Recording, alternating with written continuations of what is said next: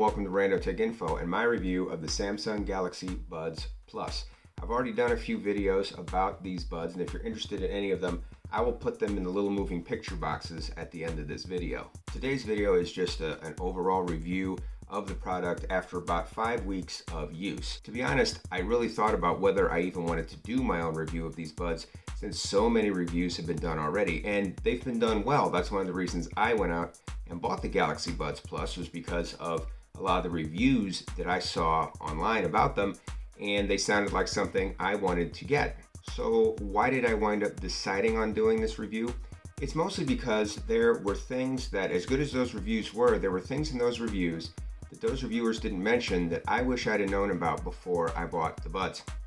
And these things fall into, I believe, one or two categories. The first category is the buds have been out for a while now, and most of the reviews happened right when they came out. So things have changed over time with these things.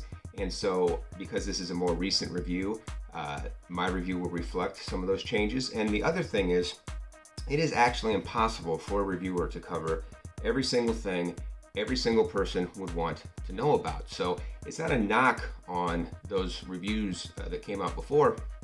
Like I said, they did a great job, but I'm going to focus on the things that I think are important, and some of those things were not mentioned in earlier reviews of this product. Two quick things I want to mention right off the top. First of all, the price. These are $150 right now if you buy them from Samsung. There have been some deals recently where you can pick them up for around $130 or so. The deal I got with mine, I paid the full $150, but the deal I got was I got the free wireless charging pad with it. So there are some deals out there to be found if you're willing to be patient and look. But $150 is the standard retail price. The other thing I wanted to mention is a lot of the features that are offered on the Buds Plus have recently trickled down to the original Galaxy Buds through software updates. So if you want to save a buck, it might be worth your time to go out and research those and see if they have the options you want right now, and forego the Buds Plus. So first, let's talk about sound. The sound on these things is very good. It's exceptionally clean. There's never any distortion, at least not on anything I've listened to. And I listen to a lot of pretty bass heavy music. The sound is superb, particularly the mids and the highs. They are just crystal clear. Now, there's not a ton of bass. Now, this is not a unique thing. A lot of buds don't do bass particularly well, although they do seem to be getting better. Sony's latest earbuds seem to be reviewing really well with bass heavy music listeners. So it's not to say no buds offer good bass, but these, let's just say it's not their strong suit. Now, there is a setting on the equalizer found inside the app, and we're going to talk more about that app later, that allows you to boost the bass. I tried this, and it didn't seem, to my ears, it did not seem to boost the bass at all. It just seemed to cloud the mids and the highs. It just made the sound quality really much worse, as opposed to just adding any bass. So that for me was not a solution at all. So I just leave it on a setting where it's just really clean. Like I said, I'll talk to you more about that later. Overall, I would say the sound is very good. I think it will definitely do the job for the vast majority of people.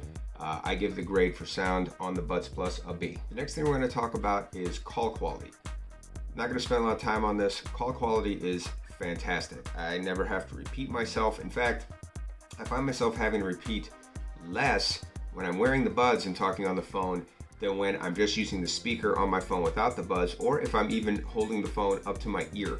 Call quality is amazing. I can hear people perfectly. They can hear me perfectly. There's really nothing else to say.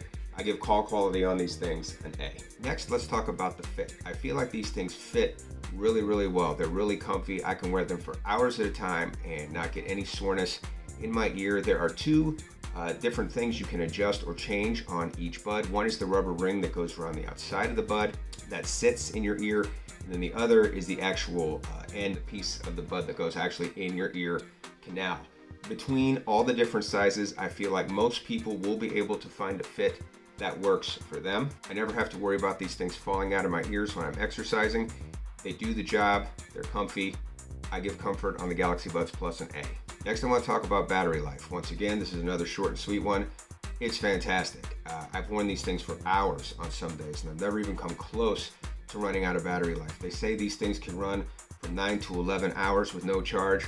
That's legit. That's completely true. I will never need that much battery life out of my buds, so battery life is a non-issue, and that's really what you want in a product, is battery that you never have to worry about. So I give the battery on these things an A. So the next thing I want to talk about with these things is connectivity. These things connect really fast. After you do the initial pairing with them to a device, anytime you pop open the case and take the buds out, it pairs immediately to your device. Even if you have it paired to multiple devices, it will automatically pair to the device you used it with last. It'll automatically connect to that device. However, you don't have to go back to that device and like have it forget it or disconnect to get it to connect to the device you're trying to use right now. You just have to go into the settings of your current device, go to Bluetooth, hit previously paired devices, hit the buds on their previously connected devices, and boom, it connects. For those of you who have used other buds, you know that that's not always the case, and it's not always that easy. The only drawback to connectivity with these things is there's no multi-point pairing. That's going to be a bummer for some, but generally speaking, the connectivity is really good on these things, and the grade I'm going to give them is an A-. Next, I want to very quickly talk about the look of these things. I think they look pretty good. They're not a huge distraction. Like I'm wearing them right now. You probably can't see them very well. They do stick out a little bit. I do think there are some buds that have a little bit of a lesser profile, but for the most part, I think they look good. The colors they come in are really good. I've got the red ones. I think they look amazing. All the colors I've seen on these look really good. So overall, the look of the buds, I'm going to give them an A-. While we're talking about the look of these things, let's go ahead and talk about the case.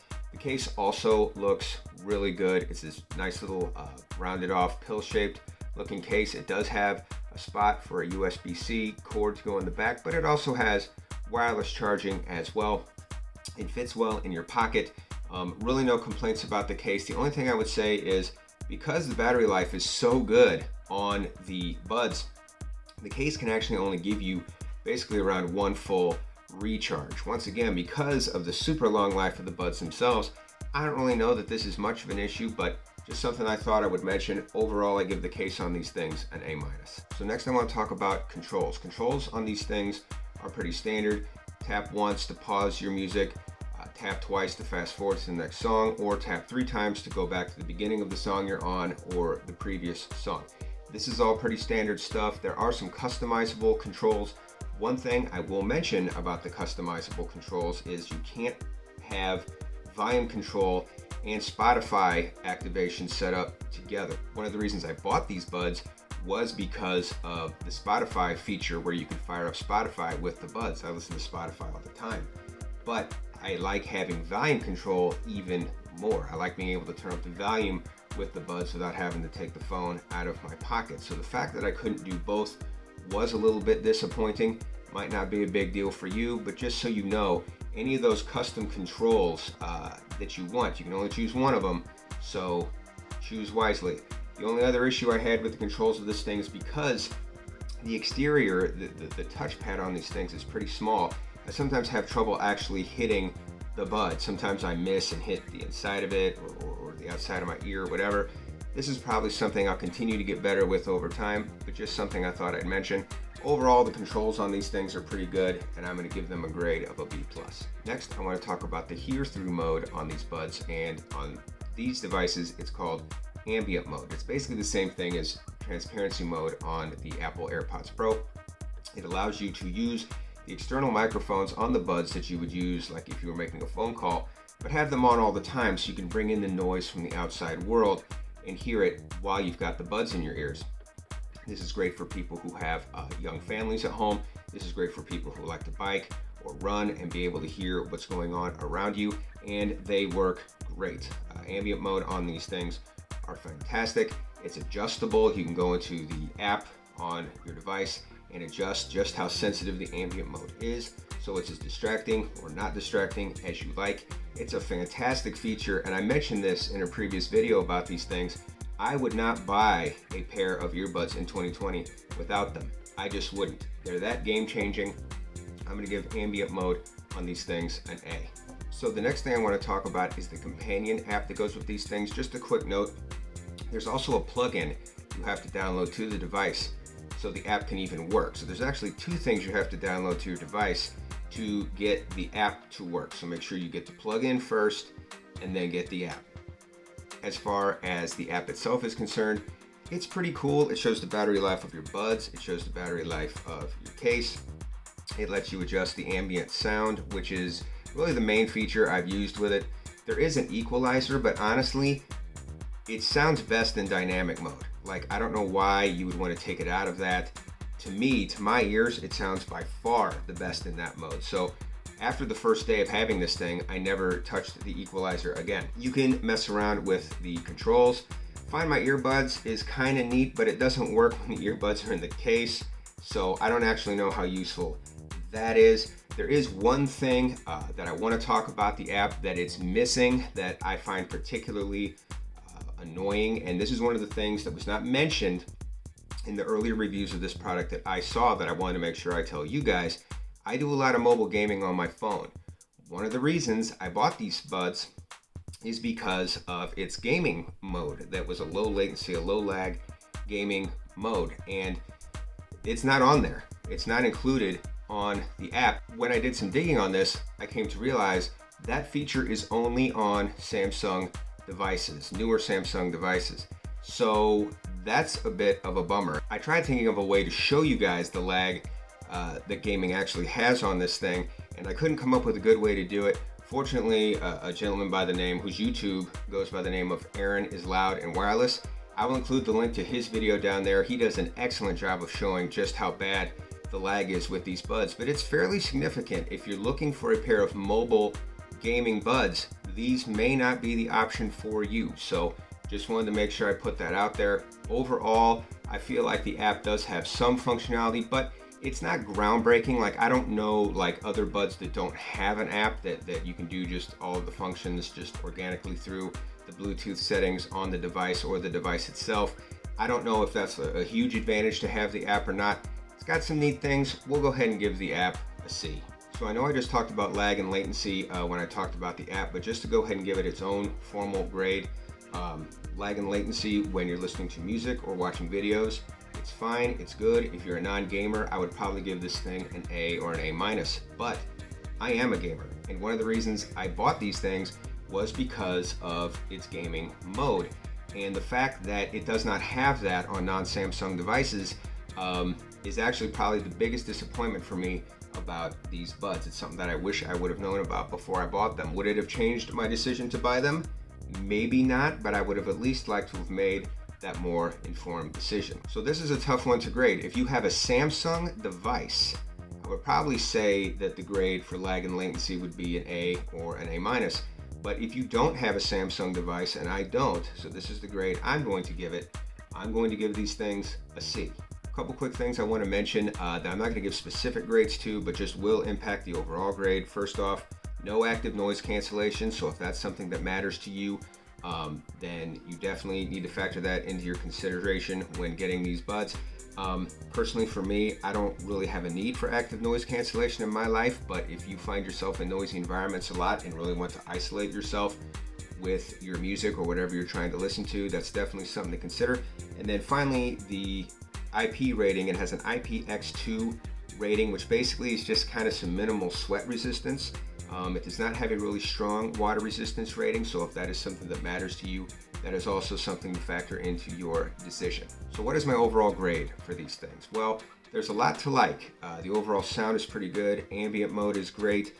Battery life is great. They fit well, but its IP rating's not real great. There is no active noise cancellation, and the lack of a gaming mode on non-Samsung devices is disappointing. At least it was for me. As with so many things, it really comes down to personal preferences and what you prioritize. For me personally, overall, also considering the $150 price point, which, while certainly not cheap, it definitely puts it in the premium space. It puts it at the low end of the premium space with earbuds as far as pricing goes. When you factor everything in, I'm going to go ahead and give these things a B+. Well, those are all my thoughts about the Galaxy Buds Plus. If you yourself own a pair of Galaxy Buds Plus or even original Galaxy Buds, put your experiences down in the comments so others can learn from them. Or if you have another really good pair of earbuds that you like, drop that down in the comments as well so people can learn about some other alternatives. As always, I hope you found this video useful. Thanks for watching, and until next time, this is Rando Tech Info, signing out.